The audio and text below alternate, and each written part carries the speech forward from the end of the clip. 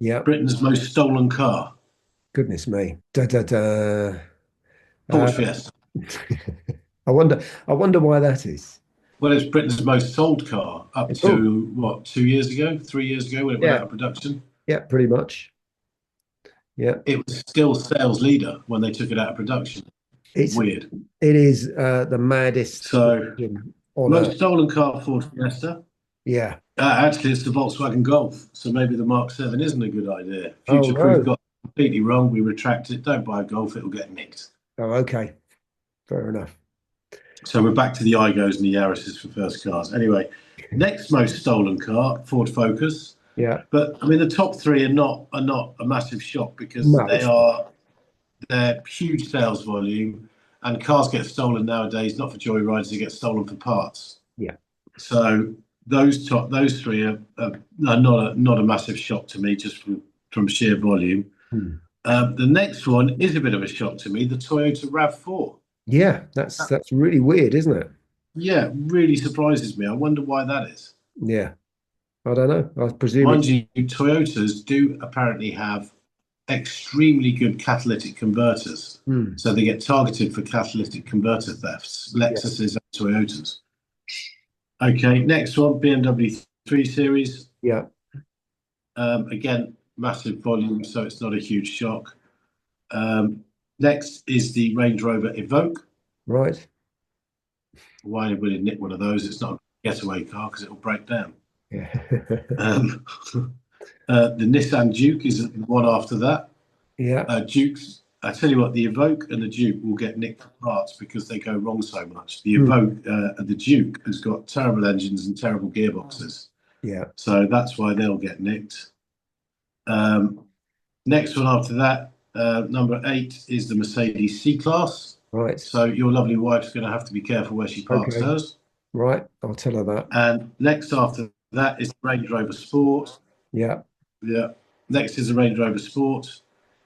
And that is not a shock, again, getting nicked for parts. Yeah. And then after that, the Vauxhall Corsa. Again, all parts cars, I think. However, future-proof cars top tip: if you don't want your car to get nicked, there are two brilliant things you can do. One is low cost, one is a bit more expensive.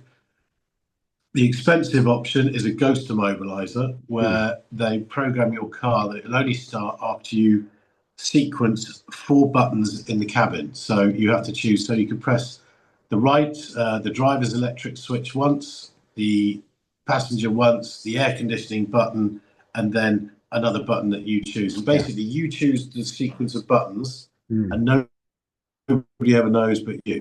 No. Ghost immobilizers are brilliant. To my knowledge, nobody's ever had a ghost immobilized car stolen. But if anybody knows of anything, please let us know. No. And the next one, which is low cost, I think they're about 110, 120 quid on Amazon, is a disc lock, and it just goes around the steering wheel. And they are really hard work to get off. You can get them off if you want, but they'll make so much noise doing it, and it'll be so obvious what they're doing. Hmm. They'll go to a car with a disc lock on it, and they just won't bother because it's more trouble than it's worth. They'll just move on to the next car like yours and steal that. So my honestly best tip for not getting your car nicked is buy a disc lock. Brilliant. Yeah. 120 quid on Amazon ish. Right. You can also add a kill switch to that as well, which is a very, very simple, Yeah, uh, switch which you just hide somewhere. that's a really good idea. Those are really simple. Most people you can either do it yourself or just get an auto electrician, won't charge you very much. And that's great because the car turns over and they just think it's broken. That's the that's the thing. It just won't fire. So that's the Yeah. that's the I've good reason for having those. Well, kill switch. Yeah, kill switch. For anybody that doesn't know what it is, it's basically a switch in the cabin that gets fitted that disconnects the battery without the Mm. battery looking disconnected. Yeah. So if you hide the kill switch and they don't know they're looking for a kill switch, it's a really good idea. Mm. So yeah, I mean, I hadn't really thought of that. I've had it on one car that I bought and sold, and I Yeah. thought it was genius, but I never really thought about it again.